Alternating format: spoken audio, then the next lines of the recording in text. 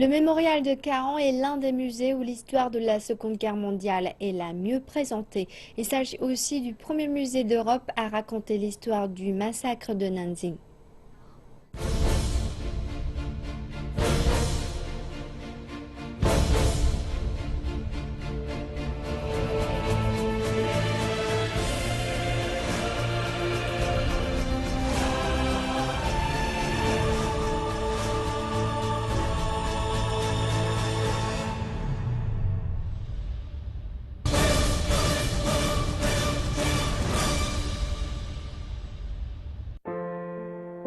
Quand une ville redressée du feu, ici, cette ville a subi le combat le plus intense. Après la guerre, 3/4 de cette ville a été rétablie. Bâtiments abîmés, villes désertées, habitants blessés et sans domicile. Pendant la bataille de Normandie entre les mois de juin et août 1944, la douleur de la ville de Caen est réelle et omniprésente. La reconstruction de la ville a pris du temps, plus précisément 20 ans jusqu'en 1963. Caen mérite un hommage à la mesure des souffrances que la ville a subies. C'est la raison pour laquelle le mémorial est également appelé le musée de la paix. Il a été construit en 1988. Après une vingtaine d'années de développement, le mémorial de Caen est aujourd'hui devenu un des meilleurs musées pour raconter l'histoire de la Seconde Guerre mondiale. Son exposition se concentre principalement sur les batailles en Europe.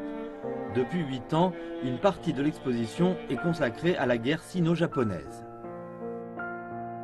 Le mémorial Caen nous présente la Seconde Guerre mondiale par l'ordre chronologique. Pour nous, ça tout commence par ici.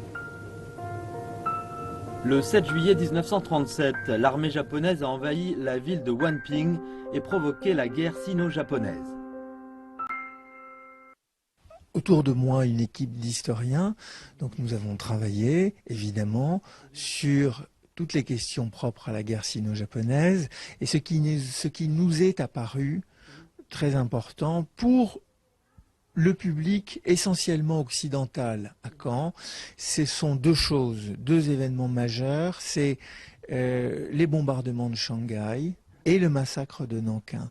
Parce que nous avons considéré que ce massacre était emblématique de la violence terrible de la Seconde Guerre mondiale et emblématique aussi de la manière dont se sont comportées les armées japonaises en Chine. Pendant la visite, une salle d'une quarantaine de mètres carrés est consacrée au massacre de Nankin. Y sont exposées des photos d'archives montrant les exercices de l'armée japonaise à la baïonnette sur des cibles humaines vivantes de Nankin. La ville de Nankin a bien été ravagée, comme celle de Caen en 1944. Parmi tout ce que le mémorial nous montre, les photos, les objets, c'est surtout le film d'un réalisateur français qui a attiré le plus d'attention des visiteurs. L'extrait du documentaire Le massacre de Nankin est réalisé par le metteur en scène français Michael Prazan en 2007. Ce documentaire témoigne de l'ampleur du massacre de Nankin et de son horreur. Well, I never knew that the Japanese were so cruel. And I never knew that the Japanese did what they did at all. And I feel as though that after seeing that there was some injustices done by the Japanese to the Chinese. It's pretty hard for me to watch that. This is the first evidence I've actually physically seen of this. Yeah, there are some things in the history books about China and Japan fighting, but I've never actually seen footage or film from the actual wars or things that happened like that at all. So it was kind of an eye-opener. 300 000 habitants de Nankin ont été atrocement tués. Il ne s'agit que d'une infime proportion de toutes les victimes chinoises lors de cette guerre. Cette histoire est cependant souvent ignorée. Et mes visiteurs, les visiteurs du mémorial, d'où qu'ils viennent, de Chine ou d'ailleurs, je leur explique ce qu'a été la Seconde Guerre mondiale. Et la Seconde Guerre mondiale a tué entre 60 et 65 millions de personnes dans le monde. Et parmi ces 60-65 millions de personnes, il y a 20 à 25 millions de Chinois.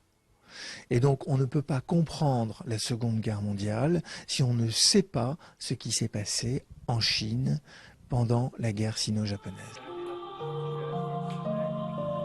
Monsieur Grimaldi est aujourd'hui en coopération avec le mémorial de Nankin. Il aide à faire des recherches et à trouver davantage d'objets à montrer aux visiteurs. Aujourd'hui, à Shanghai comme à Caen, la vie est paisible et tranquille. Seul le mémorial de Caen et celui de Nankin nous rappellent un passé inoubliable. Chaque famille a sa propre histoire de guerre à raconter. Elle est plus ou moins triste, plus ou moins simple, plus ou moins lointaine. C'est ce qu'on appelle la mémoire. Ce qui est vrai pour une famille est aussi vrai pour un pays.